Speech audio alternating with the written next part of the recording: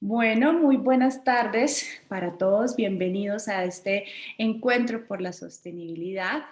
En el día de hoy, pues vamos a tener este contenido. Les voy a hablar un poco sobre la alianza. De parte del Consejo estaré yo, Tatiana Carreño, especialista técnico líder. Y en la tercera parte de este encuentro vamos a hablar sobre cómo medir el desempeño en sostenibilidad en ciudades y desarrollos urbanos. Aquí nos va a acompañar María Alexandra Cardona, líder de desarrollo de negocios del GBCI, y Esteban Martínez, director de sostenibilidad de Green Loop. Y finalmente dejaremos un espacio que hemos llamado espacio colaborativo para que pues podamos abrir un espacio y ustedes nos puedan contar de repente qué inquietudes tienen o qué comentarios y poder pues tener una solución y una respuesta a lo que ustedes nos comenten, y con eso cerraríamos el evento. ¿Listo? Entonces, pues bienvenidos y vamos a empezar entonces ahora con mi parte introductoria. Entonces, para los que no nos conocen, somos del Consejo Colombiano de Construcción Sostenible. Somos la red de organizaciones líderes de toda la cadena de valor de la construcción que se encuentran en un constante crecimiento hacia la sostenibilidad. Nuestra misión es concretar oportunidades para la evolución de la industria de la construcción hacia la sostenibilidad integral, y nuestra visión es asegurar con mejores prácticas de urbanismo, construcción sostenible, entornos prósperos, ambientalmente responsables, inclusivos y saludables para todos. Y esto lo trabajamos a través de diferentes temáticas relacionadas con la construcción sostenible, financiamiento e incentivos para la construcción sostenible, mitigación y adaptación al cambio climático, recursos y economía circular, ciudades sostenibles, salud y bienestar y equidad social. Por eso también la temática de hoy está más enfocada al tema de ciudades. ¿Y con quién lo trabajamos? Pues a través de nuestra red de miembros que lo componen diferentes compañías del sector de propiedad raíz, fabricantes, sector financiero, organizaciones ambientales, desarrolladores, constructores, entidades financieras, instituciones educativas y otras firmas profesionales. El consumidor final, claro, también el usuario, quien es el que va a sacar provecho de todas estas estrategias de sostenibilidad dentro de este entorno edificado. Gobiernos nacionales y locales trabajamos muy de la mano y por eso pues también muchos de ustedes están invitados el día de hoy, y pues aliados nacionales e internacionales, y justamente de eso quiero comentarles, de nuestra alianza con el GBCI. Cuya finalidad es acelerar la adopción de prácticas sostenibles en la industria de la construcción, mejorando el acceso a recursos educativos y proporcionando conocimientos técnicos en la región. Nuestro objetivo es mejorar estos beneficios ambientales y de salud humana en el entorno construido para nuestro país, proporcionando a las comunidades los recursos para crear edificios y ciudades sostenibles y resilientes. Y con esto, pues le doy la palabra también a María Alexandra Cardona, líder de desarrollo de negocios del GBCI. Muchas gracias, María Alex, tienes la palabra.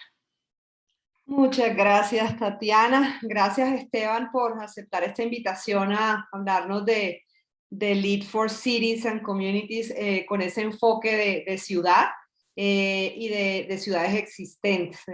Bueno, yo soy María Alexandra Cardona, soy arquitecta y soy líder de desarrollo de negocios del GBCI para Colombia.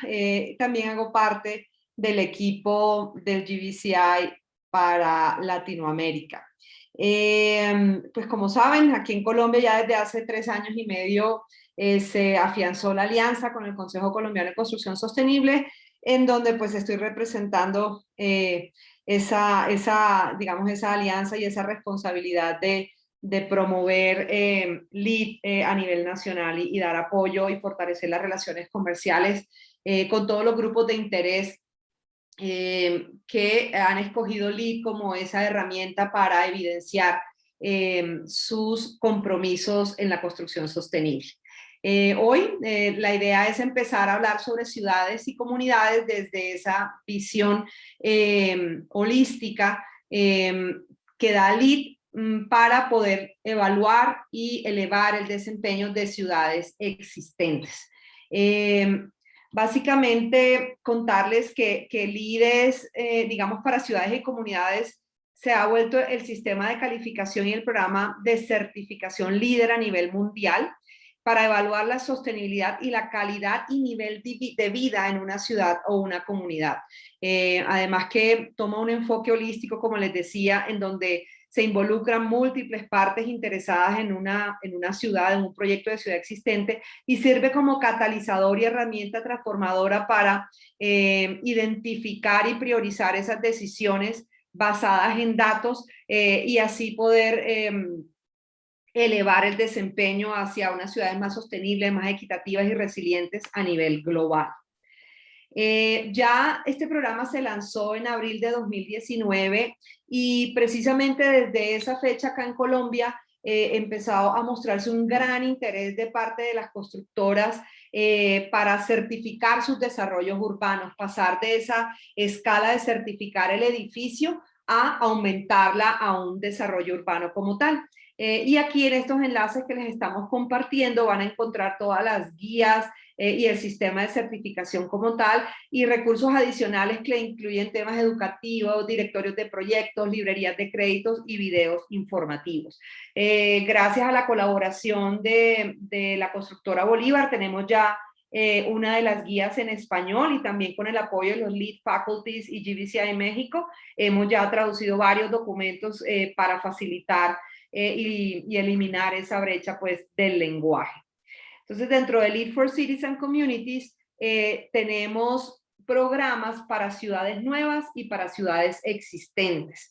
Entonces, evaluamos ciudades o comunidades nuevas desde su fase de planeación y diseño, como puede ser un plan maestro, un plan parcial, un plan de renovación, un plan de expansión, en donde se puedan plantear todas estas estrategias que van encaminadas hacia elevar la sostenibilidad de estos nuevos desarrollos.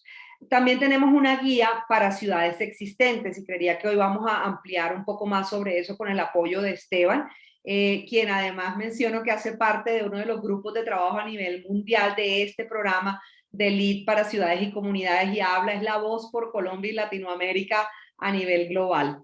Entonces, en este programa lo que hacemos es identificar en dónde se encuentran las ciudades y desde ahí generar estrategias para tomar medidas de desempeño en estos lugares existentes. Y LEAD se trata también de un proceso de mejora continua, entonces la invitación es a que estas ciudades después de 5 años puedan continuar con un proceso de recertificación. Ahora, ¿por qué hablamos de certificar una ciudad? O sea, digamos que cada vez a nivel global, pues sabemos de todos los compromisos que tenemos para mitigar el efecto del cambio climático, reducir las emisiones de gases de efecto invernadero y tener en cuenta también todos los temas de salud, equidad y bienestar, seguridad de las personas en su entorno construido. Y Colombia es punta de lanza hoy a nivel de Latinoamérica en tener todo un marco normativo asociado a la construcción sostenible y a cómo elevar el desempeño de esas ciudades.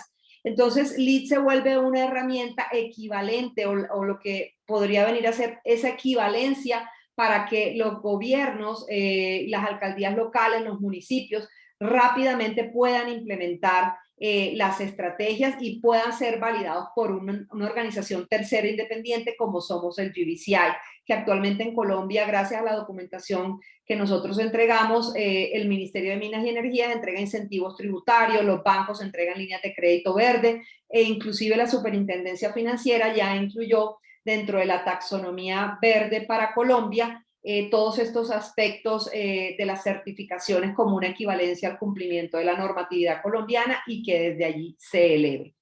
Entonces entendamos, digamos, este programa, ya normalmente hemos escuchado de LEAD para edificios, entonces ahora tenemos que ampliar ese alcance hacia una ciudad o un municipio. Entonces definitivamente hay unos límites que definen ese municipio o esa ciudad y a esa escala vamos a trabajar. E inclusive podemos llegar a trabajar a la escala de barrio o distrito o comunidad. ¿Y quiénes son, digamos, cómo es el proceso de elegibilidad en estos dos programas y quiénes lo lideran? Entonces, normalmente en el programa de LEAD para ciudades, el solicitante principal o la autoridad o líder del proyecto es el gobierno local, o sea, es la Secretaría de Planeación o quien destine la alcaldía local de esa ciudad o de ese municipio y a conformar un equipo de trabajo que es quien va a liderar todo el proceso. Ya Esteban nos indicará mucho más en detalle sobre el programa. Y el Lead para comunidades puede depender, digamos, si es un barrio existente, pues lo va a venir a liderar o el alcalde local, o lo va a venir a liderar la Junta de Acción Comunal de ese barrio, o si es un desarrollo urbano en planeación y diseño, pues la autoridad viene a hacer, o el liderazgo lo viene a tomar el desarrollador de ese proyecto con los diferentes grupos de interés a nivel local. ¿Qué buscamos nosotros? Lo que buscamos a través de este programa es definitivamente que tengamos ciudades más seguras, más saludables, inclusivas, inteligentes, productivas y eficientes, y que este componente de equidad social sea primordial, que sea sostenible, responsable y resiliente, ¿sí? Para que así la gente no sea que tenga que adaptarse a todos estos cambios que muchas veces hemos visto debido a los desastres naturales o desastres a nivel sanitario, como lo vemos ahora. Este programa, algo que llamó mucho la atención a nivel local, es que permite integrar diferentes programas o sistemas de certificación. Entonces, cuando uno certifica un desarrollo urbano como LEED, por ejemplo, si adentro van a certificar edificios y son LEED, van a ser LEED, ya entrarían ganando como ciudad 20 puntos dentro del programa, es decir, tendrían la mitad del puntaje a obtener la calificación de un edificio certificado LEED básico. Y ya si quieren elevar hacia un nivel oro, plata o platino, pues obviamente tendrán que hacer lo correspondiente. Lo otro es que permite no solamente que se incluyan programas como LEED, sino que entren cualquier otro programa de certificación que sea avalado a nivel nacional por el gobierno colombiano. Entonces eso hace que sea muy inclusivo, y lo otro es que ha permitido o ha permeado proyectos de vivienda de interés social, que eso ha sido algo bien importante a nivel global, porque LEED normalmente era muy concebido para proyectos comerciales o proyectos corporativos o proyectos institucionales, y en el sector residencial no había un programa que llegara a este nivel. Entonces aquí ya tenemos, y vamos a hablar un poco de esos casos de éxito de los proyectos que ya han sido certificados en Colombia y que son ejemplos para toda América Latina. Eso como tal. Lo otro es que es bien importante, y es un documento que también les compartiremos a ustedes, y es que el LEED para ciudades y comunidades está totalmente alineado con los objetivos de desarrollo sostenible, y les damos los argumentos de cómo cada uno de estos objetivos se alinea dentro de la herramienta y se puede implementar dentro del proyecto, para que ustedes también puedan evidenciar así a quienes lo tengan que reportar cómo su ciudad está aportando tanto a los objetivos de desarrollo sostenible de las Naciones Unidas como a los objetivos de ciudad, que deben estar alineados con los objetivos de país, con estos compromisos que adquirimos en los acuerdos de París hace algunos años. Aquí dejarles pues, cuáles son los valores centrales del programa. Como les decía, es un programa que es totalmente innovador y transformador, que está basado en datos y desempeño. Con esto decirles que lo que hacemos es que dejamos también para la comunidad una herramienta para que la comunidad pueda así seguir evaluando su desempeño después de que esta ciudad o este desarrollo urbano sea certificado, y ellos puedan también tomar acción y tomar responsabilidades de cómo mantener el desempeño alto en términos de sostenibilidad dentro de la ciudad. Es totalmente colaborativo y es trabajado por todos los grupos de interés. Y algo que también ha sido muy interesante es que definitivamente es un programa que se puede aplicar a nivel global y que es regional, sí es relevante en lo regional. Este programa todavía se encuentra en fase piloto y está muy interesado en conocer cuáles son las realidades y las necesidades de las ciudades a nivel local, para poder entenderlas y diseñar estrategias que así eleven el desempeño.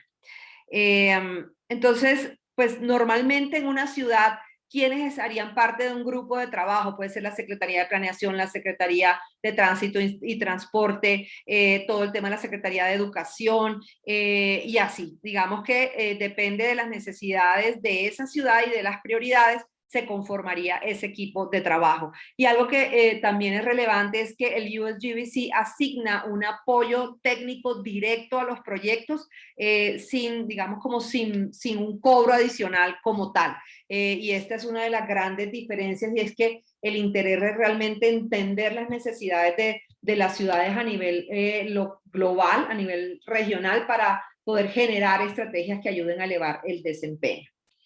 Está totalmente enraizado en los 3 pilares de la sostenibilidad, es decir, es un programa que está centrado en la gente, diseñado para cuidar, preservar, restaurar o conservar todo lo que tenga que ver con los ecosistemas y la naturaleza, y sí realmente es un dinamizador de la economía, porque aquí entran toda la cadena, digamos, de manufactura y de producción interesada en demostrar sus atributos de sostenibilidad y que sean implementados dentro de una ciudad como tal. Este es un programa que está basado en evidencia y en continuo y en un proceso de mejora continua, y precisamente nosotros dentro del IDA hacemos unas reuniones trimestrales que lo que buscan es ver qué necesidades hay en cada una de las ciudades o países donde se está implementando la herramienta, qué lecciones aprendidas tenemos para poder elevar y continuar con ese liderazgo en temas técnicos dentro de la construcción sostenible.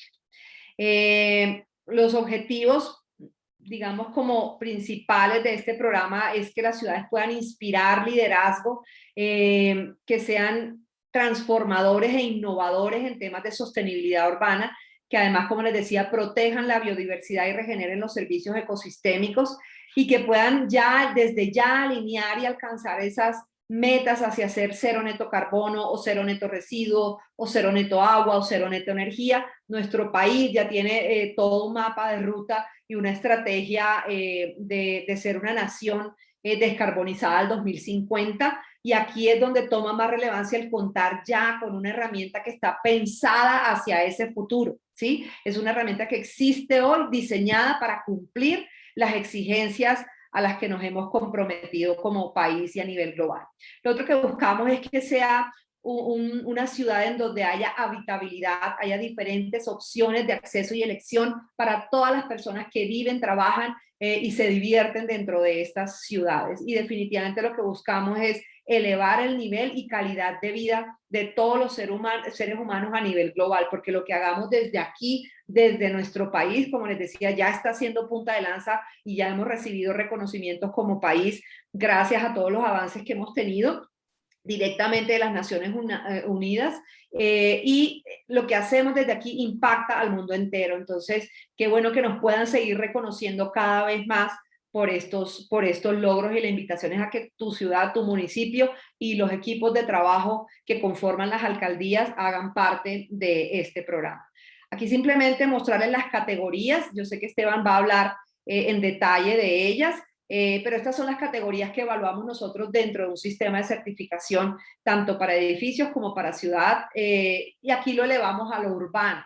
Entonces, algo que diferencia mucho es la categoría que tiene que ver con calidad de vida, en donde evaluamos todos los aspectos demográficos, educativos, indicadores de pobreza, indicadores de riqueza, indicadores de seguridad y de violencia, indicadores de salud, justicia ambiental, derechos humanos. Entonces, esto, como les decía, centrado totalmente en el ser humano y en su calidad de vida. Además, pues en el tema de lo verde en un desarrollo urbano, evaluamos todo lo que tiene que ver con sistemas naturales y ecología, que sean ciudades densas, de uso mixto, que sean compactas, y que la gente fácilmente pueda encontrar cualquier tipo de servicio que requiera. Obviamente evaluamos los temas de eficiencia en agua, eficiencia en energía, y en materiales y recursos estamos muy enfocados en dejar una infraestructura responsable para el manejo de residuos y demás. Bueno, entonces, nuevamente, lo que buscamos nosotros es un alcance holístico hacia elevar ese desempeño. Entonces, nosotros como ente certificador lo que hacemos es evaluar y calificar, porque lo que se mide se puede mejorar, y permite también tomar decisiones a futuro basadas en datos y desempeño. Entonces, generamos puntajes de desempeño, generamos puntajes de oportunidades de mejora, nos alineamos con estándares de desempeño a nivel global, y también generamos estrategias de alto impacto. En el tema de evaluar las condiciones locales, hay gente que dice, uy, no, pero mi ciudad es una ciudad muy industrial, nosotros tenemos una cantidad de agentes contaminantes y demás. Sin embargo, se evalúa desde esas condiciones locales y desde ahí se sienta una línea base, así sea la ciudad más contaminante de todas, ¿sí? Porque todo el mundo tiene o sea, todas las ciudades tienen la oportunidad de mejorar. Entonces, desde donde se encuentra esa ciudad, desde ahí empezamos a evaluar y a generar estrategias para que se desarrolle. Lo otro que es súper importante y es que se puede comparar ese desempeño entre pares. Es decir, podemos llegar a generar conversaciones entre ciudades diferentes. Les doy un ejemplo. En diciembre del año pasado logramos reunir a la ciudad de Bogotá, la ciudad, hablando de alcaldías y fueron específicamente sus departamentos de planeación de ciudad. Estuvo Bogotá, estuvo Cali, estuvo Montería, estuvo Sogamoso y estuvo Barranquilla, hablando con la alcaldía de Orlando, que fue una de las primeras ciudades que se certificó, Orlando, Estados Unidos, en la Florida, que se certificó bajo este programa de Lead for Cities. Y estuvieron comparando las necesidades de las ciudades frente, digamos, como a los intereses de cada una de ellas y comparándose pues con lo que habían logrado en esta ciudad pues que es de gran atractivo turístico para el mundo entero. Entonces eso lo podemos llegar a lograr. Lo otro es que pueden ir demostrando el progreso de manera paulatina en cada una de las categorías donde estén evaluándose, ¿sí? Y es una invitación a que demuestren todo lo que ya cada una de las ciudades está haciendo en términos de sostenibilidad y lo puedan reportar al mundo entero. Entonces, ¿cómo iniciar? La idea es que se puede registrar el proyecto en Lead Online, se pueden revisar todos los recursos, hacemos reuniones periódicas para acompañar y aclarar dudas. Luego ya recolectar todos los datos y toda la información, someter la información a revisión y finalmente certificar. Y como paso 3 es ese proceso de mejora continua en donde la invitación es a recertificar.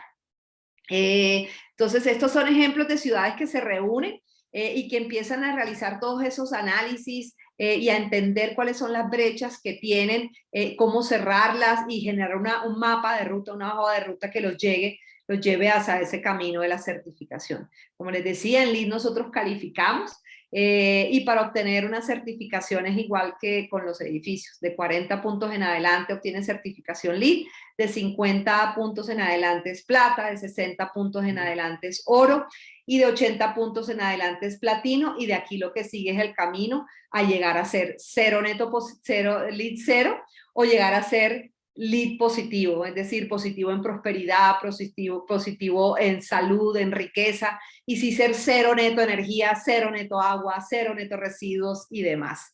Entonces la invitación es esa, a que nos permitan acompañarlos con esta herramienta en el proceso, a comprometerse hacia un proceso de mejora continua y celebrar ese liderazgo.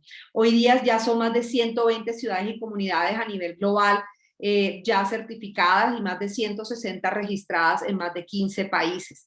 Aquí en Colombia tenemos la fortuna ya de contar con algunos ejemplos de desarrollos urbanos y barrios que ya tienen dentro de su planeación y diseño estos criterios incorporados y lo van a demostrar. Entonces aquí lo que vamos a ver son ejemplos de ciudades alrededor del mundo que han logrado esta meta pues que tenían de certificar todas las estrategias en sostenibilidad. Cincinnati, por ejemplo, que es una de las ciudades que allá, por ejemplo, está la fábrica de Procter & Gamble y que están todos estos productos masivos y ellos no creían que fueran posibles. Es una ciudad que genera realmente mucha contaminación y pudieron elevar su desempeño y siguen en ese proceso. Entonces la invitación es a darse la oportunidad de conocer la herramienta, a identificar quién puede ser el líder dentro de sus alcaldías que lidere este proceso y que sea el champion y demuestre cómo su ciudad lo puede sacar adelante. Hoy día las ciudades LEED se están ajustando a un mundo cambiante que requiere de metas ambiciosas y que sean de rápida implementación. Y esto es una herramienta que ya está totalmente probada y evidenciada, validada además por nuestro gobierno y por entidades financieras, en donde lo que cada vez buscamos son aliados que quieran demostrar lo que están logrando y que puedan utilizar sus resultados para identificar esas brechas, priorizar las inversiones y planear hacia el futuro, ¿sí? Y que sean esas ciudades catalizadoras que las vuelvan más equitativas y colaborativas. Y además, pues también tenemos información que está relacionada muy a los tiempos actuales, a planear en tiempos de pandemia y a pensar en equidad social en tiempos de pandemia, que es algo que hemos visto que nuestro país se ha evidenciado de una manera contundente, que realmente requiere tener estrategias muy claves para mitigar esta situación. Ya ejemplos a nivel de Latinoamérica y de Colombia, pues es el gran orgullo nuestro está aquí en el país a nivel Latinoamérica. Este es un proyecto de 100 hectáreas en la ciudad de Cali.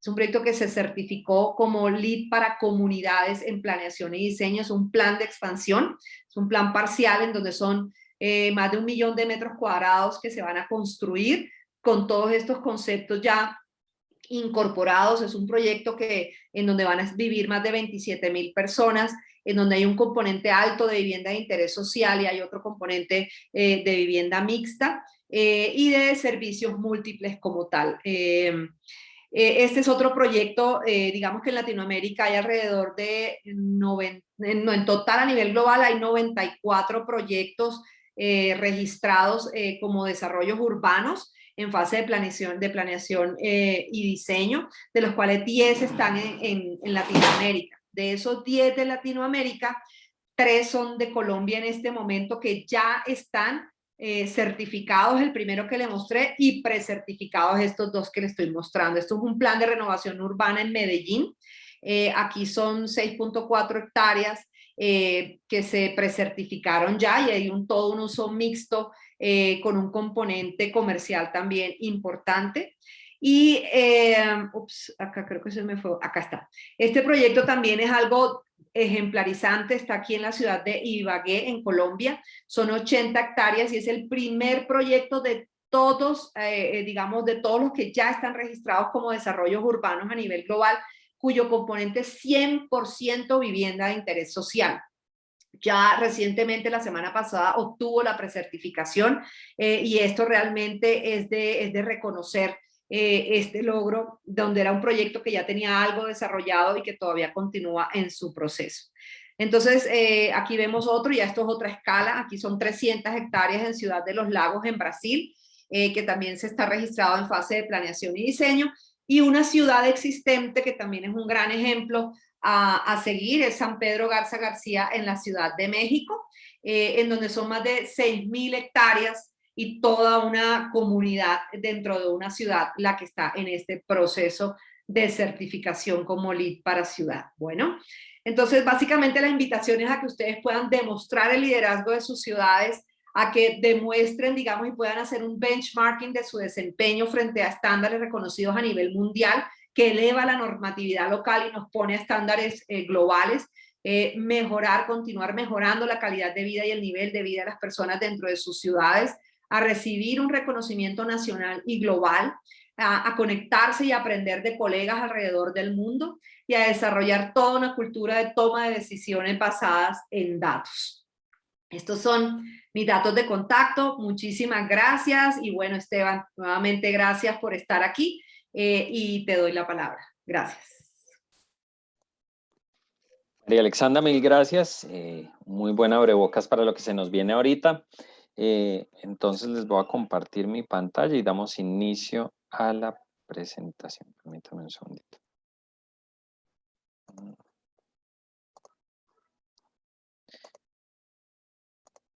Listo, me confirman cuando la vean, por favor. Perfecto. Listo. Entonces, pues a mí me corresponde la parte de contarles cómo se mide el desempeño en sostenibilidad en este tipo de desarrollos, ¿cierto?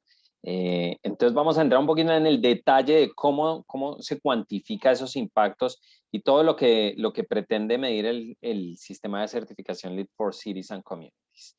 Entonces, pues eso es lo que vamos a mostrar, ¿cierto? Cómo se mide ese desempeño, entendiendo ya nuevamente, partiendo de esa base que nos dio María Alexandra, que LEED for Cities and Communities puede ser aplicado en desarrollos nuevos o en desarrollos existentes, ¿cierto? Y también a escala de comunidad o a escala de ciudad. tienen distintas aproximaciones, distintas métricas. Por supuesto, para la final todos se pueden marcar dentro de lo que les vamos a presentar a continuación y es cómo realmente se cuantifica cuándo un desarrollo urbano es sostenible o no. Entonces, para poder entrar en materia, quería dejarles este pequeño abrebocas que se amarra con lo que nos presentó María Alexandra, ¿cierto? Sabemos que todo el programa Lead for Cities and Communities está alineado con todos los objetivos de desarrollo sostenible, pero específicamente me quería detener en el objetivo 11, ¿cierto? Que es el de ciudades y comunidades sostenibles. Y quería dejarles digamos, este mensaje que creo que es muy contundente, ¿cierto? Que las ciudades ocupan solo el 3% del territorio en el planeta, pero representan del 60 al 80% del consumo de energía y al menos el 70% de las emisiones de carbono.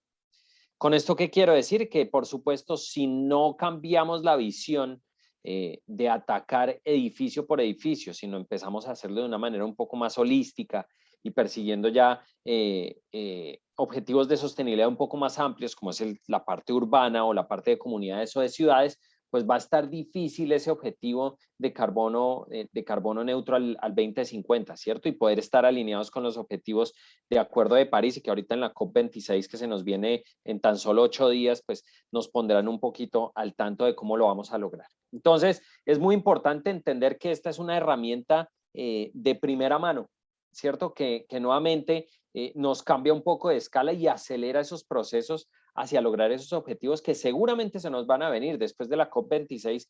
Esperamos después del informe final del IPCC, que si no lo han visto los invito a que lo vean para que sepan qué se va a discutir en la COP26. Si no saben qué es el IPCC, es el Intergovernmental Panel for Climate Change. Es el panel intergubernamental de cambio climático que hacen un estudio cada 6 años de cómo estamos en temas de cambio climático. Y la verdad, el último informe que salió hasta agosto de este año realmente es cero alentador, ¿cierto? Lo denominaron que nosotros como civilización estamos en código rojo. Básicamente eso es lo que ellos dicen.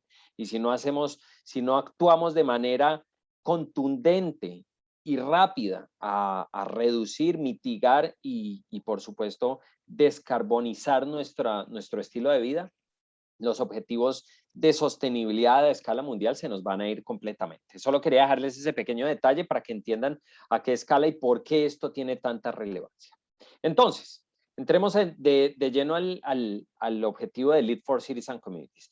Ya sabemos que tenemos los capítulos que los vamos a ver un poco más en detalle sin entrar crédito a crédito, ¿cierto? Esto no pretende ser una clase de Lead for Cities and Communities, ni vamos a resolver inquietudes sobre créditos puntuales, sino contarles cómo el sistema, a pesar de que tiene unos capítulos, cómo mide la sostenibilidad, cómo dice, oiga, esta ciudad, esta comunidad, si es sostenible y qué métricas usan, ¿cierto? Entonces tenemos el capítulo de proceso integrado, que hace referencia específicamente a la forma como nosotros concebimos los proyectos.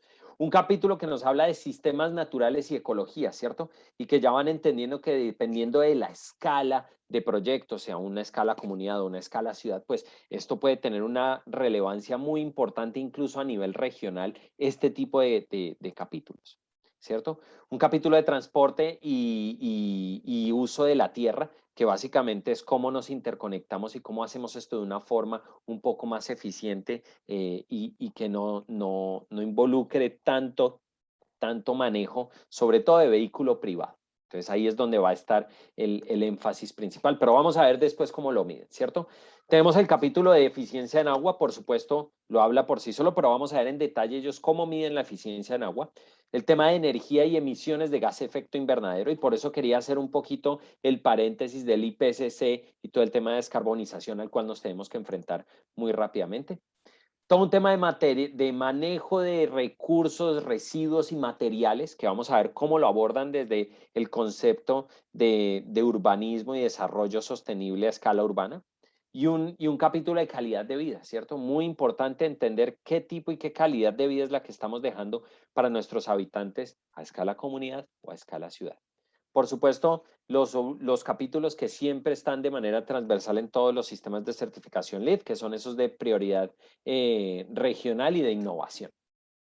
Pero entonces, entrando en detalle en Lead for Cities and Communities y cómo se estructura, pues además de los capítulos que ya cubrimos, vemos que están divididos en unos prerequisitos, que son de obligatorio cumplimiento, y unos créditos, que son opcionales. Por supuesto, vamos a ver que algunos prerequisitos tienen unas condiciones base, es decir, unas cosas que yo debo cumplir sí o sí, pero además esos prerequisitos, algunos, si supero esas condiciones base, me pueden empezar a aportar puntos, ¿cierto? Entonces, si voy un poco más allá de las condiciones base, que me habla de acceso y calidad, vamos a hablar de agua y energía, acceso y calidad al agua y a la energía. Los otros van a ser de puntaje de desempeño y van a usar unos benchmark a nivel internacional para entender cómo está operando y qué tan eficiente es el entorno urbano el cual estoy analizando. Por otro lado, tenemos los créditos que son de carácter opcional y todos como equipo podemos seleccionar cuáles sí y cuáles no buscar y que están fundamentados básicamente en dos cosas. En resultados que son cuantitativos, entonces lo que me permite es medir de manera cuantitativa, ¿cierto? Un número, algunas tendencias o métricas que me permitan determinar si lo que yo estoy haciendo a escala de comunidad o a escala de ciudad es sostenible o no. Y va a haber otras estrategias que se van a cuantificar de manera cualitativa. Claro, eso ya no va a ser un número, sino va a ser distintas estrategias, políticas o mejores prácticas que yo tomo para poder fomentar una mejor calidad de vida o mejor desempeño a escala urbana. Entonces, nuevamente vamos a ver que tiene unos resultados cuantitativos, numéricos, que vamos a ver un poco en detalle cuáles son esas métricas que usan y algunos cualitativos como tal. Entonces, entrando en materia, vamos a recorrer primero los prerequisitos y nos habla de unas condiciones base. Recuerden que hasta aquí no estamos hablando de ninguno de esas condiciones que me van a dar puntos. Esto es lo mínimo que yo tengo que hacer para poder entrar al sistema de certificación. Entonces, en el capítulo de sistemas naturales y ecología, básicamente lo que me piden como condición base es que yo haga una evaluación ecosistémica, ¿cierto? Y es muy importante entender el por qué, ¿cierto? Y entonces, algunos pueden decir, pero pues realmente en mi ciudad no hay ningún valor ecosistémico agregado o está demasiado degradado para poder entender si hay algún valor ecosistémico. Pero lo que pretende hacer en el fondo es entender qué ocurre alrededor de la ciudad y ver cómo realmente de ahí pueden salir sinergias para algunos de los créditos, ¿cierto? Es entender qué ecosistema debería haber si no hay nada, ¿cierto? Y entender cómo yo voy a responder como proyecto ante esos hallazgos, viendo cómo yo puedo potencializar desde ecosistemas naturales existentes o nuevamente que deberían existir y que fueron comprometidos por el desarrollo urbano que yo al cual yo me estoy enfrentando. El segundo capítulo tiene que ver de eficiencia de agua. Y fíjense que eficiencia en agua no me habla de si estoy ahorrando agua o no. Me está hablando es acceso al agua y la calidad. Entonces, si tengo acceso o si mis habitantes tienen que salir a buscar, a llenar unas cantinas de agua, y qué calidad de agua estoy dejando, ¿cierto? Es muy importante entender qué calidad de agua yo les estoy brindando a mis habitantes. El tercer capítulo tiene que ver con energía y emisiones de gas efecto invernadero, que ahí lo único que me van a medir, y recuerden nuevamente, estas son condiciones básicas, condiciones mínimas que debe cumplir. Entonces, acceso a la energía, qué tan confiable es y qué tan resiliente es. Si no tienen claro el concepto de resiliente, significa qué tan resistente es al cambio. ¿Al cambio qué? Al cambio climático o posibles desastres que puedan estar asociados a lluvias torrenciales, a terremotos o algunas otras cosas que puedan ocurrir que me permita seguir operando como comunidad. Entonces me van a hablar de eso en temas de energía. En términos de materiales y recursos, básicamente cómo manejo los residuos sólidos, cómo los dispongo. Y en calidad de vida, lo único que me piden es haga un análisis demográfico, ¿cierto? ¿Qué tipo de comunidad tiene usted ahí? ¿Cuál es la que está enfrentando? Y de esa manera tomar decisiones. Nuevamente, si se dan cuenta, las condiciones bases son condiciones mínimas, ¿cierto? De habitabilidad, no está yendo mucho más allá. Está diciendo, esto es lo mínimo que yo debería tener como ciudad o comunidad para poder establecer que al menos puede acceder al sistema de certificación. Ahora, pasando más adelante, dentro de esos mismos prerequisitos, encontramos algunos que debo cumplir un cierto desempeño Pero en la medida en que yo supero ese mínimo desempeño, me empieza a dar incluso puntos adicionales. ¿Listo?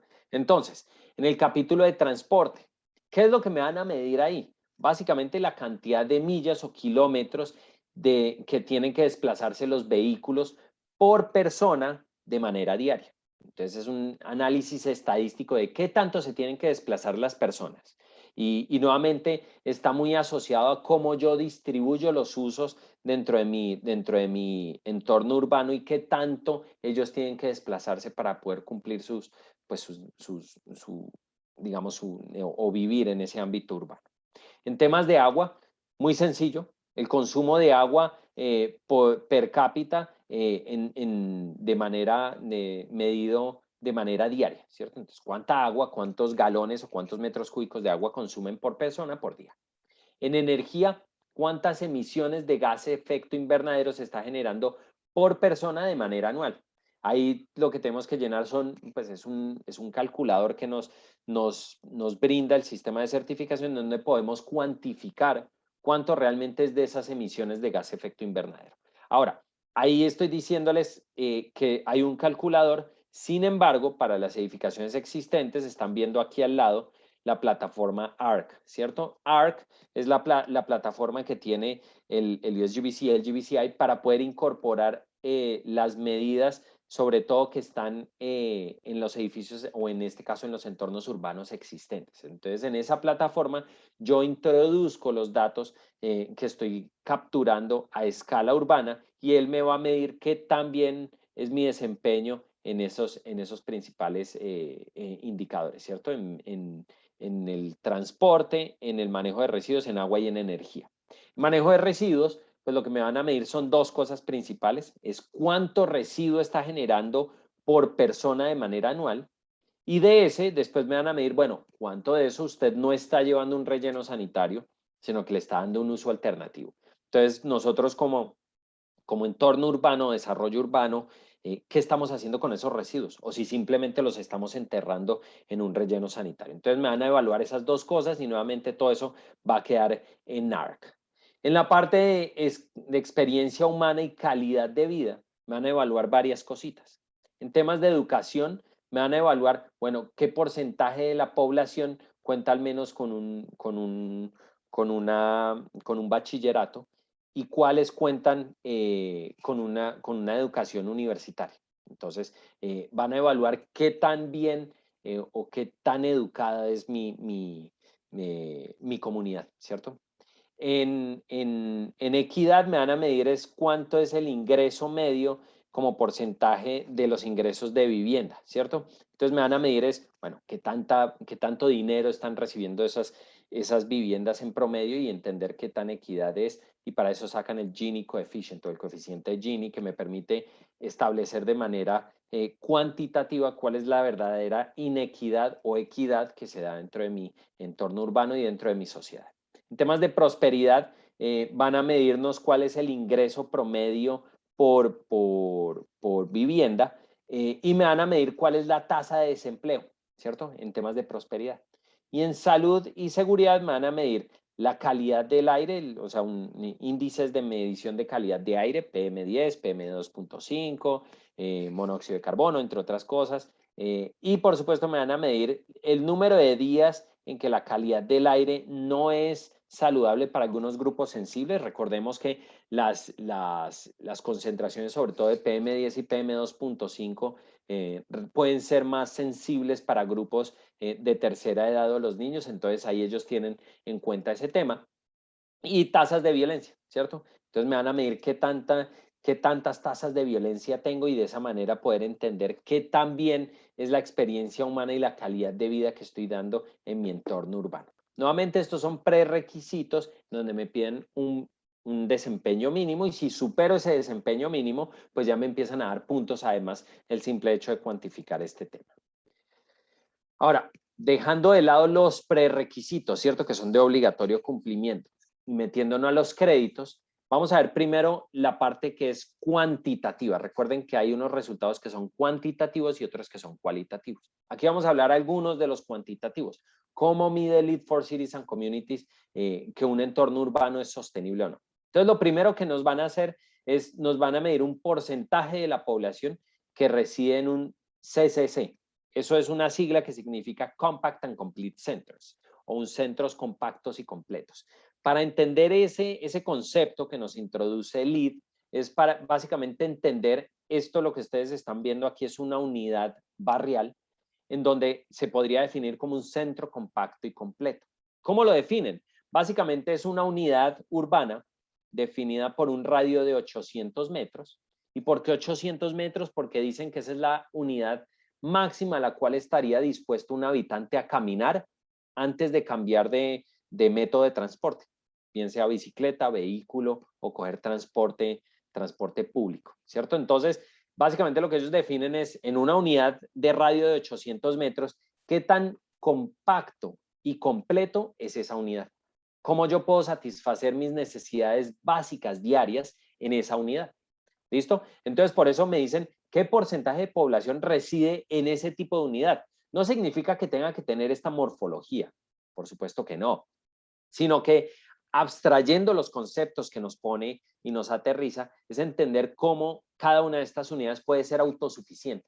Entonces, cuando lo vemos a escala urbana o un poco más grande, es entender que es esa asociación de distintos centros compactos y completos pueden conformar un territorio y hacerlo sostenible.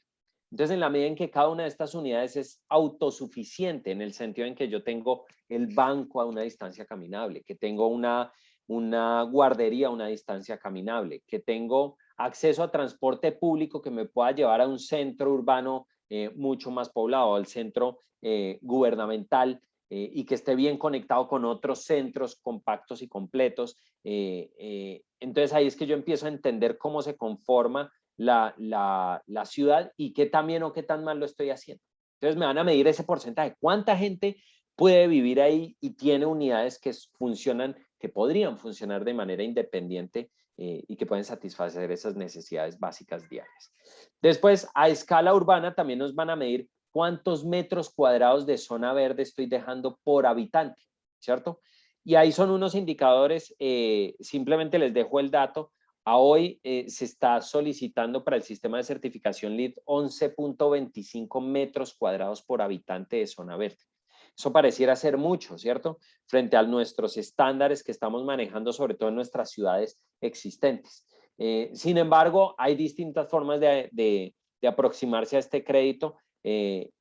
Digamos que habría que ver cada caso en detalle cómo se puede lograr eso y si es posible, porque evidentemente no quiero decir que uno puede flexibilizar el sistema de certificación. El sistema de certificación es muy claro en sus requerimientos, sino que hay distintas ópticas con las cuales uno podría buscar cumplir estos requerimientos que nos piden en cuanto a resultados cuantitativos. Y finalmente, el último que les dejo ahí, que es es el manejo de agua lluvia in situ, ¿cierto? Entonces me van a cuantificar, bueno, ¿qué tan bien está usted manejando el agua lluvia que cae dentro de su territorio? Y no necesariamente cuando digo manejar agua lluvia significa llevarlo a un alcantarillado y que salga o que sea evacuado rápidamente de nuestro territorio, sino cuánta de esa agua realmente manejamos dentro de nuestro territorio. Cuánto de esa agua promovemos su infiltración o recarga de acuíferos o simplemente su retardar el flujo para que simplemente no colmatemos los sistemas de alcantarillado pluvial que tenemos ya instalados. ¿Y esto con qué fin? Bueno, tiene dos fines principales. El primero, por supuesto, es el de cuidar y un poquito replicar esos sistemas hidrológicos naturales que deberían existir y que, por supuesto, por los procesos de urbanización hemos impermeabilizado cientos y miles de hectáreas en aras de buscar espacios para el transporte, y hemos simplemente impermeabilizado zonas que ya no se recargan, no tenemos cómo recargar los acuíferos. Y la segunda, pues es como les decía, que esa agua que cae en una vía y que corre muy rápidamente, pues no termine a unas velocidades muy rápidas en un río, cargando un montón de residuos o contaminantes, bien sea hidrocarburos o cualquier otra cosa que pueda arrastrar desde nuestras vías o de los otros elementos que está fluyendo, cubiertas, entre otros elementos. Entonces, para eso es que nos invitan de manera indirecta a pensar en sistemas urbanos de drenaje sostenible como una alternativa viable y válida para poder manejar el agua lluvia in situ.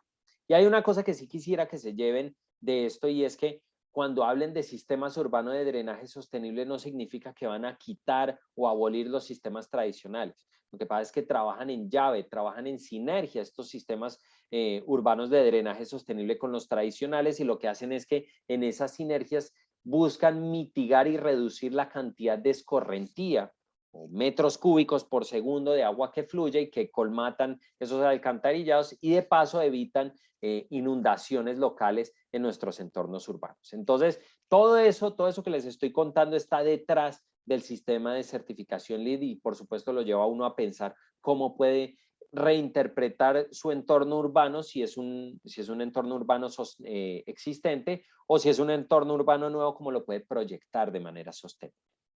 Por otro lado, tenemos las estrategias cualitativas. Recuerden que había unas cuantitativas y otras cualitativas en términos de créditos. Las cualitativas, como se dan cuenta, no son métricas, ¿cierto? No es 11.25 metros cuadrados por persona, o captura el percentil 60 o maneja el percentil 60 de aguas lluvias que tenga en su territorio. Básicamente, estas estrategias cualitativas se enfocan en esas mejores prácticas. Y, por ejemplo, ahí les puse un ejemplo, que son políticas de desarrollo y estándares mínimos que podamos implementar para potencializar nuestra vivienda social. ¿Listo? Alguien abrió el micrófono, no sé si tienen alguna pregunta, pero si quieren terminamos la presentación y después lo abrimos a preguntas. Entonces, esas estrategias cualitativas son ese tipo de políticas, entre otras, que podemos incorporar en nuestros desarrollos urbanos existentes o proyectados para poder fomentar este tipo de desarrollos. Entonces, ya entrando en detalle, entendiendo que tenemos los prerequisitos, que son de calidad y acceso básico, y tenemos otros prerequisitos que son cuantitativos, y después los créditos que son cuantitativos y cualitativos, ya entramos en detalle en los capítulos per se, ¿cierto? Entonces vamos a ver el de proceso integrado de diseño. Entonces aquí básicamente lo que me van a medir es esto, es qué tan bien está conformado su equipo, que en principio debería ser interdisciplinario, para trazar esas metas de sostenibilidad, ¿cierto? Para revisar el estatus, qué tan bien o qué tan mal estamos cumpliendo, y identificar algunas sinergias o pasos a seguir en el proceso de la búsqueda de una certificación de este tipo. La segunda es, por supuesto, desarrollar reuniones con los actores principales que están involucrados en el diseño o en la reconcepción de territorios urbanos ya existentes, ¿cierto? Y por supuesto, cómo vamos a incorporar políticas para incentivar la construcción sostenible. Ahí nos lo van a evaluar, ¿cierto? Cómo usted genera políticas que le permitan a usted fomentar que sus edificios sean también sostenibles. Entonces, nos miran a ver qué herramientas tenemos nosotros desde la escala urbana para poder fomentar a que la gente desarrolle sus edificios de manera sostenible. Y esto es entendiendo un principio que vamos a ver al final, y es que pues el edificio por sí solo no puede ser sostenible. La ciudad y pues las zonas, digamos, las zonas urbanas o comunitarias no pueden ser sostenibles por sí solas, sino es la simbiosis entre el edificio y la escala urbana la que nos da realmente esa aproximación holística e integral a una sostenibilidad urbana. En términos de sistemas naturales y ecología, esto es lo que me van a pedir, ya entrando un poco más en detalle y habiéndoles hecho el abrebocas, ¿cierto? Que es entender ese entorno ecosistémico, pero no solo ecosistema, sino entorno hidrológico, y dar una respuesta que no solo cuide, sino que alberga y promueve su prosperidad, ¿cierto? Entonces es entender, bueno, ¿qué hay? Y si no hay, ¿qué puedo yo hacer desde la ciudad para poder promoverlo, para poder potencializarlo, o poder traer nuevamente esa fauna o flora que hemos desplazado por hacer nuestros desarrollos urbanos? Y si se dan cuenta, es que tenemos que cambiar un poquito el chip en el que nuestros desarrollos urbanos simplemente desplazan a los entornos naturales, sino tenemos que buscar cómo hacer una simbiosis en donde tanto nuestros entornos urbanos y nuestros entornos naturales tienen el mismo derecho a coexistir, ¿cierto? Entonces, ahí hay unos principios de ética ambiental que tenemos que incorporar en nuestros diseños y ver cómo realmente podemos coexistir, y cómo buscamos esa estrategia en donde ya no sea el parque dentro de la ciudad, sino la ciudad dentro del parque, ¿cierto? A eso es hacia donde tenemos que buscar, y hacia donde van las visiones urbanas hacia el futuro, ¿cierto? Nuevamente, cómo hacer que no sea el parque dentro de la ciudad, sino la ciudad dentro del parque. Lo segundo es, por supuesto, ya temas más específicos, cómo hago un diseño respetuoso de una iluminación urbana.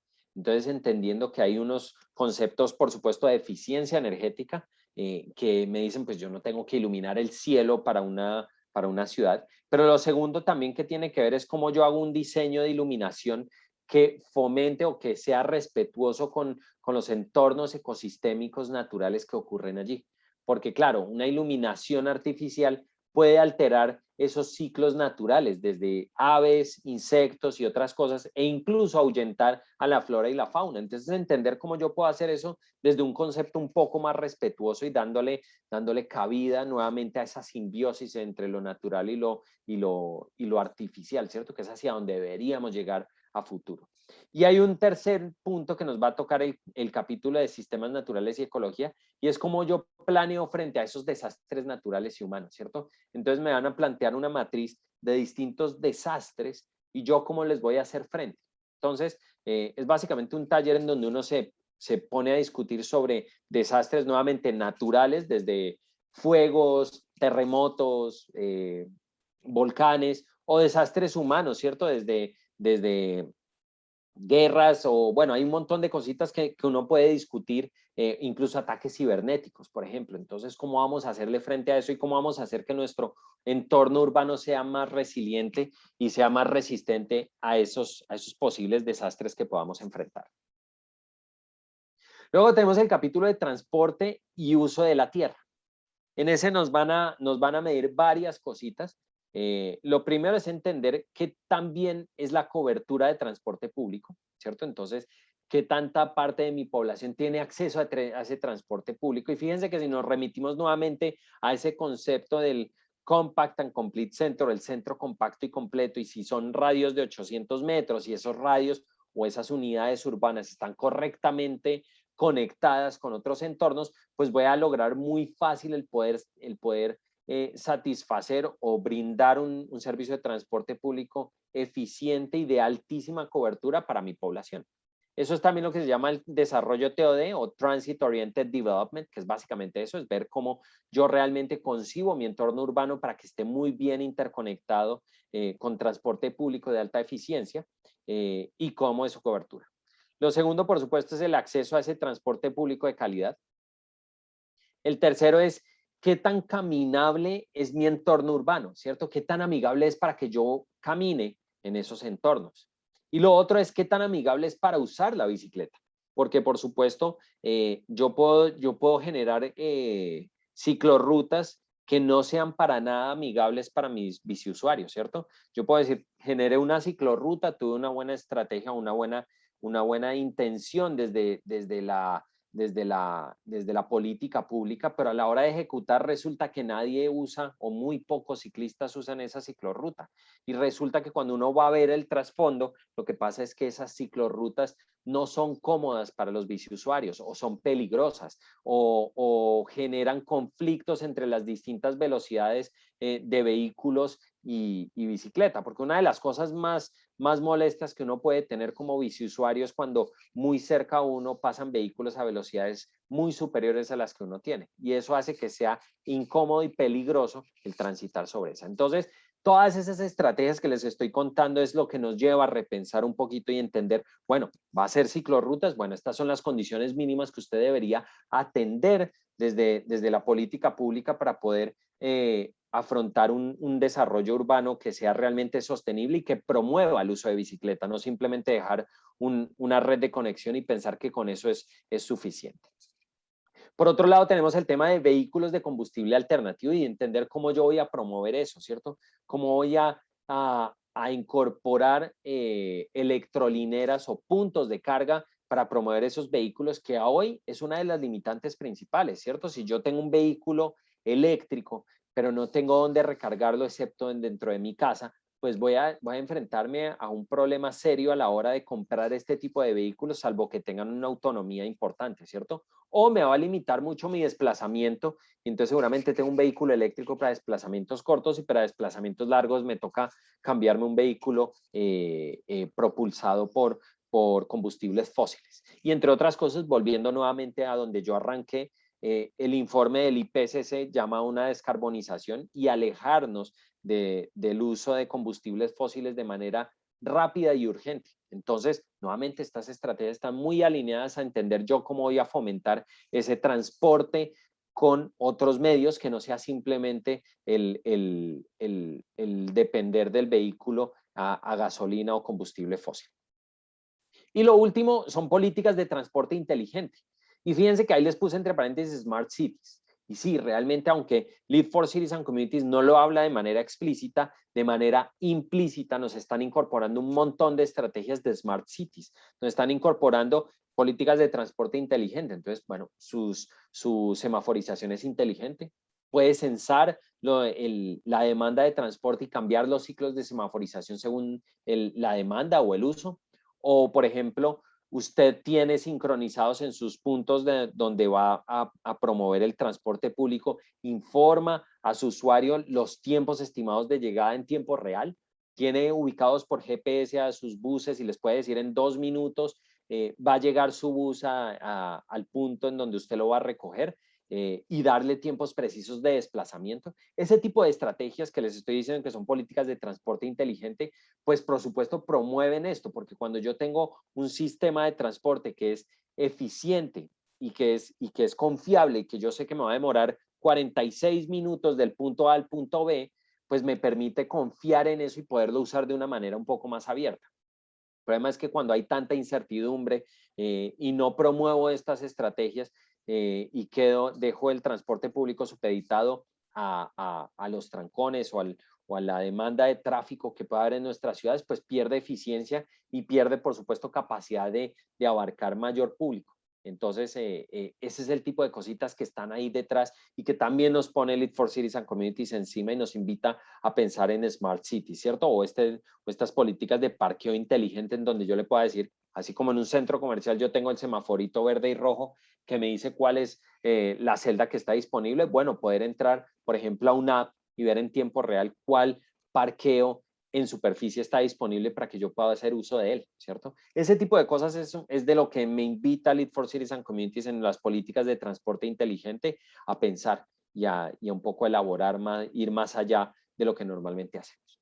En temas de eficiencia en agua, básicamente les conté, sí, el prerequisito está enfocado en un tema de acceso y calidad, ¿cierto? Que este tipo de cosas no ocurran en un entorno urbano, sobre todo que busca ser certificado y busca ser sostenible.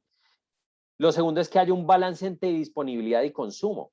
Entonces me van a llevar a cuantificar, bueno, cuánta agua va a demandar su entorno urbano y cuánta agua hay disponible cerca a su entorno urbano. Y tiene que haber un balance entre esa disponibilidad y consumo, porque si no hay ese balance, pues es muy difícil que haya sostenibilidad de cara a futuro, ¿cierto? Les anticipé un poco este manejo de agua lluvia y cómo incorporar estrategias como esta de SUDS, en donde yo ya manejo el agua lluvia de una manera un poco más amigable y fíjense que tiene un atractivo paisajístico que bien correctamente manejado puede potencializar entornos naturales, ecosistémicos y otras cosas. Entonces ya empiezan a ver que hay sinergias que no solo van a simplemente pensar, bueno, pensemos agua lluvia, pero es que en el agua lluvia puedo generar corredores verdes, corredores bióticos, se puede generar un montón de cosas que termina siendo ahí impactando incluso la calidad de vida de los usuarios e incluso podría potencializar o valorizar algunos terrenos que están cerca de este tipo de cosas, ¿cierto? Porque a la final, pues estos son lo que llamamos nosotros jardines de lluvia o SUDS, donde yo hago un manejo de agua lluvia responsable y promuevo este tipo de usos. Solo les quisiera dejar cositas porque por supuesto esto para nada pretende ser un taller de SUDS ni mucho menos, pero preguntas que siempre surgen o que nos dicen cuando intentamos incorporar estas estrategias, me dicen, Esteban, yo no voy a usar SUDS porque pues usted ve ahí estoy estancando agua y pues entonces tengo un problema de mosquitos, ¿cierto? Mi comunidad se va a quejar y pues yo tengo un tema de salud que yo tengo que cubrir. La respuesta de una vez, si alguno de esos tenía esa pregunta es, tranquilos que eso no ocurre.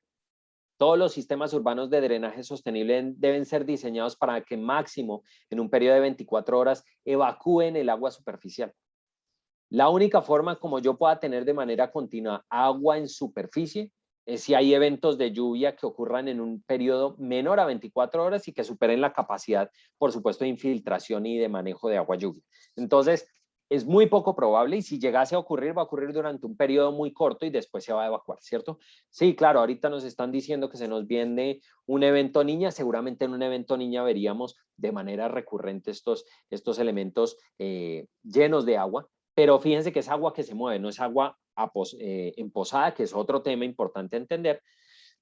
Y por ende el tema de mosquitos no es una preocupación cuando uno incorpora estas estrategias. Hasta ahí les voy a dejar, si les interesa el tema, por favor búsquenlo, que sí realmente es una estrategia muy válida para el manejo de aguas lluvias. Con respecto a energía y gases efecto invernadero, ¿qué nos van a poner encima? Nos van a poner, pues primero tenemos un tema de cómo vamos a optimizar el consumo de energía. Y todos sabemos que nosotros tenemos curvas de demanda, ¿cierto? Que nosotros sabemos que al mediodía, en horas de la tarde, nuestra curva de demanda crece de manera exponencial y en horas de la noche y la madrugada nuestras demandas de energía caen de manera significativa. Entonces nosotros desde el entorno urbano tenemos que repensar cómo vamos a fomentar el uso o el consumo de energía en horas que no sean pico, sino moverlas a las horas valle. ¿Cómo se hace eso? ¿Cómo lo hacen en otros entornos? Bueno, hacer una tarifa diferencial entre las horas pico y las horas valle y de esa manera promover aquellos procesos que puedan ocurrir en la noche o en la madrugada que ocurran de esa manera.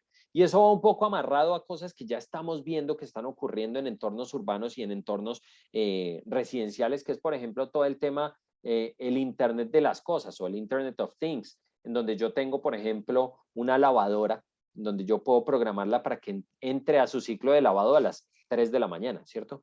Esa estrategia no está pensada para que ocurra mientras yo duermo, sino justamente para sacarle potencial y valor a estas cosas que yo no tengo que estar supervisando, pero puede darse ese ciclo y consume esa energía en una hora valle y me representa un ahorro a mí. Y por otro lado, los proveedores de energía les ayuda a cuantificar esos picos que se van a dar durante el día y a buscar homogenizar un poquito más la demanda, ¿cierto? Entonces, ese es el detrás de que nos va a traer el sistema de certificación y que lo va a buscar cómo mitigar. Entonces, puntualmente, ¿qué vamos a entrar? Nuevamente, acceso y confiabilidad. Recuerden que habían en los prerequisitos unos conceptos básicos, listo, cómo voy a acceder a la energía, pero también qué tan confiable es esa energía. Segundo, cómo voy a manejar las emisiones. Entonces, ¿cuáles son las emisiones de gas de efecto invernadero asociadas bien sea a emisiones directas o indirectas, ¿cierto? Emisiones directas, las que ocurren dentro de mi entorno edilicio. Voy a poner un ejemplo. Estoy cocinando en gas natural y por supuesto estoy emitiendo monóxido de carbono, entre un montón de componentes secundarios que son resultado de la combustión. Entonces, esos son emisiones directas, pero algunas indirectas que es cuánto es la huella de carbono embebida por cada kilovatio que consume eléctrico mi edificio.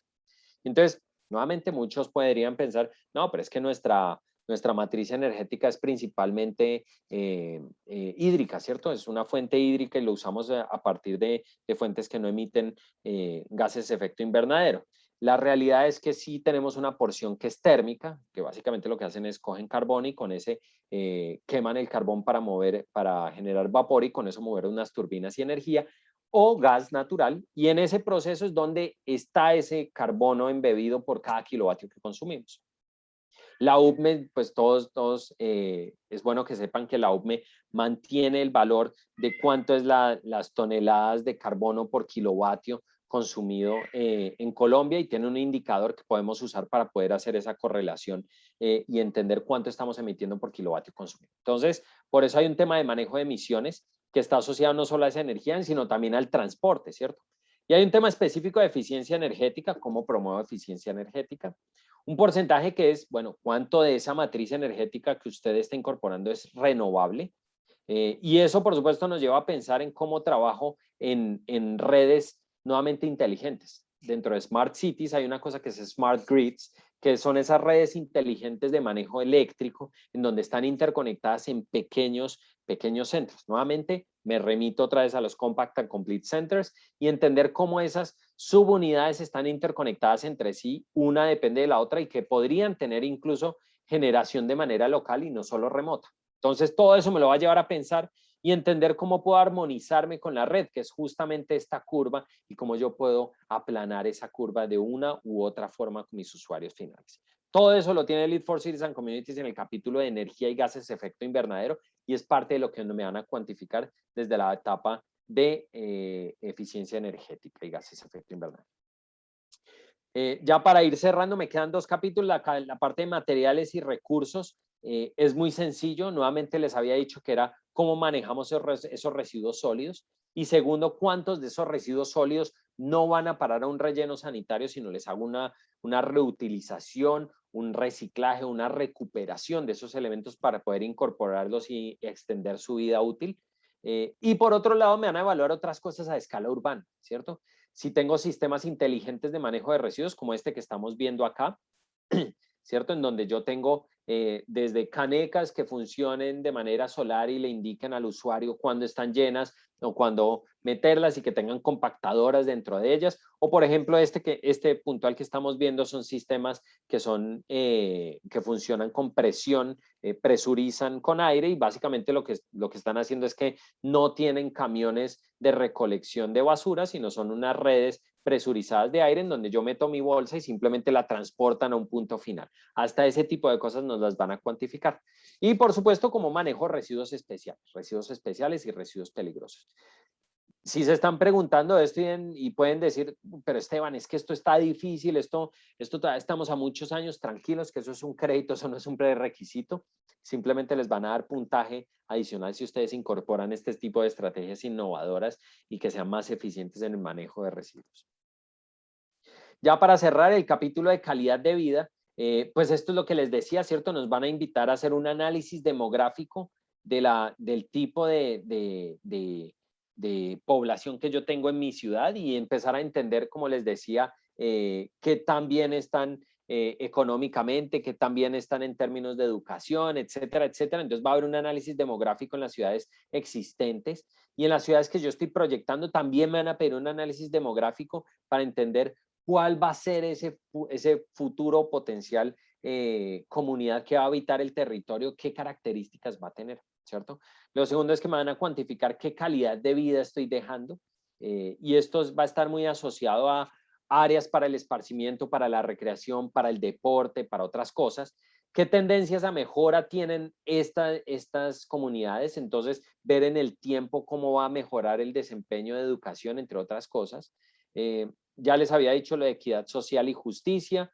Me van a medir un tema de vivienda y transporte accesible. Entonces, también van a ver cómo yo puedo mezclar distintos tipos de vivienda y genero comunidades que sean mucho más integradas, que eliminen un poco esa inequidad y el desplazar algunos sectores de la comunidad con menores recursos simplemente a la periferia, sino que sean más inclusivos. Entonces, eso me lo van a evaluar, y que realmente a la final pues estén generando comunidad, ¿cierto? A la final lo que yo busco es que todos estos se entiendan como una comunidad y que promuevan desde actividades económicas, recreativas, y que ellos mismos cuiden esos entornos urbanos y los usen de manera correcta y puedan prosperar en esos entornos. Entonces, ya para ir cerrando, pues lo que están viendo en las características de una comunidad sostenible era lo que les había dicho, ¿cierto? Que pues yo puedo tener edificios de altísimo desempeño y certificarlos en el sistema que yo quiera, pero si no tengo un entorno urbano de alta eficiencia y sostenible, pues ni el uno ni el otro por sí solos nos van a generar una sostenibilidad integral. Se necesitan los dos para poder dar como resultados una comunidad sostenible y que realmente nos lleve a esos altos desempeños que estamos llamados a cumplir al 2050. Y por supuesto, entonces, eso es lo que les quería dejar nuevamente esta imagen, diciéndoles que la ciudad sostenible debe integrar esos barrios o esas unidades urbanas que yo desarrollo, debe incorporar distritos específicos, distritos energéticos, distritos institucionales o comerciales, y corredores de servicio, que pueden ser desde corredores de transporte o corredores de hábitat, ¿cierto? Que puedan coexistir en esos entornos naturales y los entornos de ciudad. Y que a la hora en que logremos entender nuestros territorios y cómo todas estas cosas pueden coexistir, pues podamos generar una mejor calidad de vida de los ciudadanos y una mejor ciudad y mucho más sostenible. Entonces, para cerrar, los pilares de una ciudad inteligente y una ciudad sostenible, pues son eso, ¿cierto? Es una forma de vida inteligente, una movilidad inteligente, una sociedad inteligente, una economía inteligente, un gobierno inteligente que sea abierto, transparente y resiliente, y un medio ambiente inteligente, que ahí es donde incluimos los edificios sostenibles, manejo de agua y toda esa parte de sostenibilidad de la que venimos hablando. Eso es todo lo que les tenía para hoy. Tenemos 14 minutos para preguntas.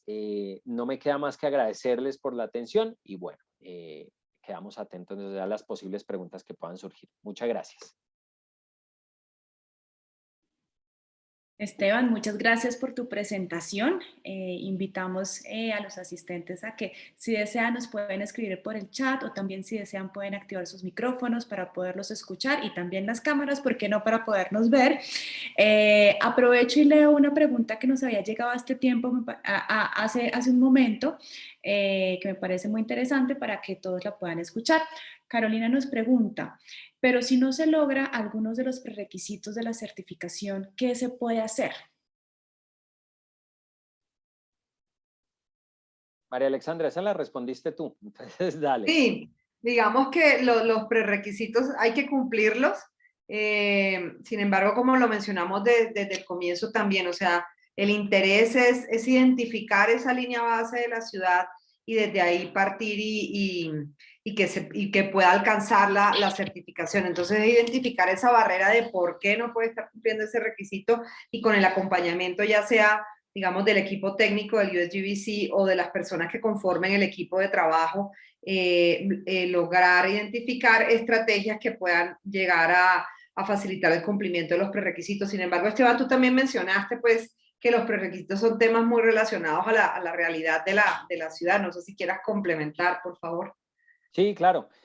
Pues les contaron por encimita que tengo la fortuna de participar en una cosa que se llama Lead for Cities and Communities Roundtable. Es básicamente un sitio en donde los equipos a nivel mundial que han trabajado en Lead for Cities and Communities pueden compartir sus experiencias y decirles dónde están esos principales retos a cumplir, ¿cierto? Y es en esa exposición y en el poner sobre la mesa, venga, yo tengo problemas serios con esto, en donde ellos, no quiero decir que les flexibilicen, no quiero decir que les van a decir, no, entonces tranquilo, la parte de metros cuadrados de zona verde por persona no lo cumpla, no, sino que les van a mirar, bueno, entendiendo cuál es su concepto real, cómo pueden lograr una verdadera sostenibilidad sin comprometer el propósito o el fin último que busca ese prerequisito. Entonces, nuevamente el mensaje de María Alexandra es clarísimo, es donde identifiquen que están esas barreras, entren en contacto con el GBCI, hablen con ellos, expónganle las condiciones que a la final. Recuerden que este sistema de certificación todavía está en una fase piloto, está en una fase de desarrollo. Entonces, entre más alcen la mano y digan, venga, yo tengo problemas acá o tengo problemas acá, ellos van a entender esas realidades y van a entender hasta dónde pueden apretar o dónde pueden flexibilizar algunas cosas, bien sea por región o flexibilizar el sistema de certificación de manera general. A hoy escuchan todas las cosas. Entonces yo lo que les diría es, si tienen alguna limitante, álcenla. Es muy importante que retroalimenten el sistema de certificación porque María Alexandra les decía, esto es un sistema de certificación vivo que busca la innovación y busca el moverse hacia adelante. Entonces, nuevamente, alcen la mano, cuenten cuál es la principal limitante y de esa manera se puedan buscar estrategias para poder buscar soluciones a esos principales problemas. Esteban y María Alexandra, muchas gracias, clarísimo. Por acá Felipe levantó la mano, no sé si deseas activar tu micrófono y nos cuentas. Sí, gracias, Tatiana. No, pues muchas gracias, muy clara la presentación. Tenía simplemente dos intervenciones. La primera es un comentario. Me parece que sería interesante que incluyeran tema de carbono incorporado de las edificaciones, no sé si de la infraestructura, principalmente pues de golpe por el peso que tiene tener una certificación para una ciudad o una comunidad. Entonces creo que con ese incentivo de tener la certificación, creo que sería pues muy interesante que pudieran incluir esos temas. Y lo segundo era, bueno, nos mencionaron 8 capítulos, 8 diferentes capítulos dentro de esta certificación. Quería saber simplemente cuál era el énfasis, si había un énfasis, si priorizaban, por ejemplo, no sé, el tema de energía y gases de efecto invernadero, o el manejo de recursos, o la calidad de vida. Mejor dicho, ¿cuál de estos capítulos es como la prioridad para esta certificación? Gracias. Esteban, ¿quieres contarnos un poquito el tema del carbono embebido? A ver si de alguna manera lo aborda la certificación. Por favor, gracias, Felipe. Listo. En el tema de carbono embebido, principalmente cuando uno lo cuantifica, tiene en cuenta, como les decía, un tema de transporte, un tema de energía, de consumos y de emisiones, digamos que sean dentro de las edificaciones y emisiones secundarias que vienen por el consumo de energía. El carbono embebido es un tema que es difícil de cuantificar porque ustedes entenderán que obviamente cuando uno busca hacer, por ejemplo, un análisis de ciclo de vida de una edificación, en donde yo pretendo cuantificar ese carbono embebido, ustedes entenderán que esas matrices tienen que ser aterrizadas para cada región. No es el mismo carbono embebido que tiene X material en Colombia, el que tiene en Chile, el que tiene en Argentina, o el que tiene en México, el que tiene en Estados Unidos. Entonces, es muy importante y por eso la cuantificación como tal no se da de esa manera, sobre todo también entendiendo el posible alcance que pueda tener a escala metro cuadrado o metros cuadrados construidos. Sería bastante complejo el llevar esa cuantificación. Sin embargo, si buscan, por eso les decía, lo miden esa escala urbana, qué tan eficientes es y entendiendo que ese carbono embebido, pues digamos que ya se emitió y pues lo que ellos buscan es simplemente, por eso la parte de eficiencia y la parte de optimizar sistemas a escala urbana, lo que buscan es mitigar que las ciudades sigan expandiéndose y sigan impactando entornos que están inmediatos a la ciudad. Entonces, lo que buscan es no cuantificar lo que se emitió, sino mitigar y no promover la extensión o la expansión urbana a esa escala. Así es como está concebido. Gracias. Mariela. Sí, bueno, y a tu inquietud de cómo es la ponderación, digamos, o como cuál es la prioridad, el sistema de certificación LEED, digamos, está, como les decía, muy alineado a los objetivos de desarrollo sostenible y además tiene unos objetivos propios sostenibles del sistema. Entonces, el primero, digamos, está el de reducir el aporte al cambio climático, el de mejorar la salud humana de cada persona, proteger y restaurar los recursos hídricos, proteger e incrementar la biodiversidad y los sistemas los servicios ecosistémicos, promover ciclos de materiales sostenibles y regenerativos, construir una economía verde y mejorar la calidad de la comunidad. Y de ahí, de esos objetivos de sostenibilidad del sistema como tal, vienen unas categorías de impacto, ¿sí? Que también tiene, digamos, unos porcentajes que se ponderan de acuerdo a esos objetivos. Entonces, el primero de ellos está el tema del cambio climático, en donde un 35% del sistema evalúa todo lo que afecte cambio climático. Hay un 20% que está evaluando todo el tema de salud humana. Hay un 15% que evalúa todo lo que tiene que ver con recursos de agua.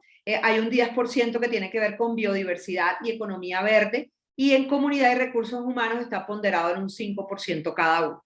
Entonces, de esa manera, digamos, se hace la evaluación y la calificación, y de ahí vienen las categorías de evaluación, que fueron las que nos detalló una a una Esteban.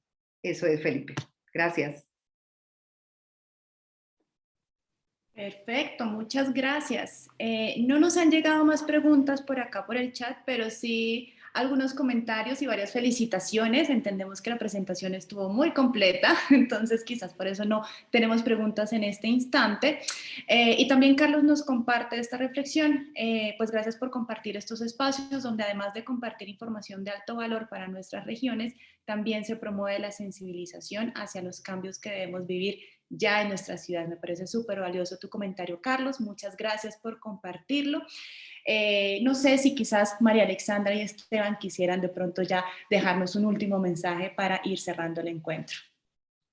Gracias. De mi parte, invitar a todas las ciudades, digamos, a tener ya espacios de conversación particulares en donde podamos conocer esos intereses, conocer esas metas de ciudad en alguna oportunidad estaba trabajando con, con las estaciones de bomberos de una de las ciudades de Colombia y ya habíamos identificado, digamos, en todo a través de la plataforma ARC que nos mostró Esteban, cuáles eran las emisiones que esas 17 estaciones de bomberos estaban generando en términos de emisiones de CO2.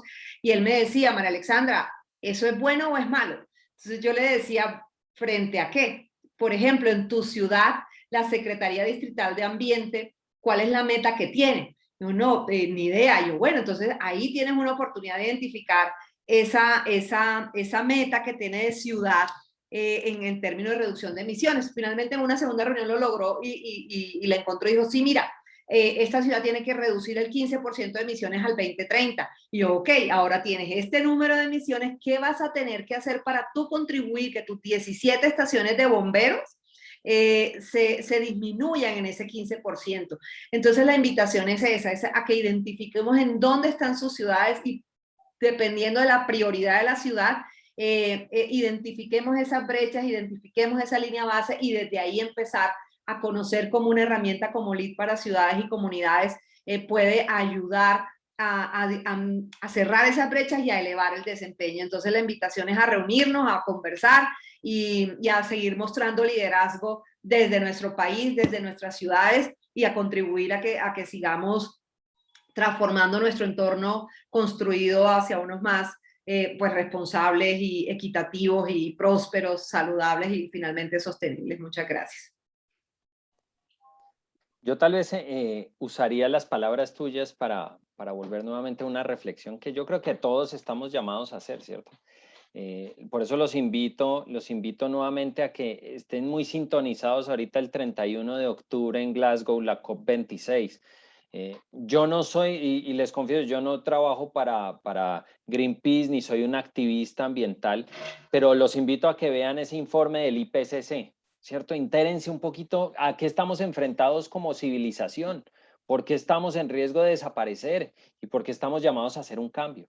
¿Y por qué al 2050 tenemos que cumplir unas metas a escala global?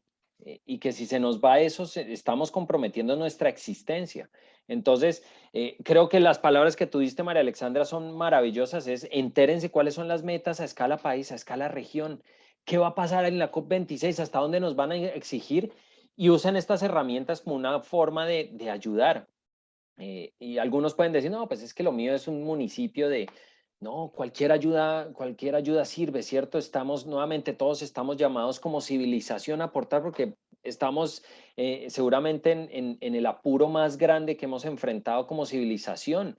Entonces, es un llamado a casi que a la cordura, ¿cierto? Entonces, entérense y sepan cuáles son esas metas y miren cómo pueden aportar. Ese sería mi mensaje final. Muchas gracias. Esteban y María Alexandra, muchas gracias por compartir hoy en este encuentro por la sostenibilidad y muchas gracias a nuestros asistentes por conectarse hoy y quienes no se pudieron conectar, recuerden que igual vamos a tener este video en nuestro canal de YouTube también para que lo puedan consultar más adelante y lo puedan referenciar. Y pues me uno a la invitación de Esteban y María Alexandra, todos sumamos y todos pues hacemos parte y somos responsables también. Entonces, muchas gracias y que pasen un feliz resto de tarde. Gracias, hasta luego. Una feliz tarde para todos. Hasta luego. Gracias.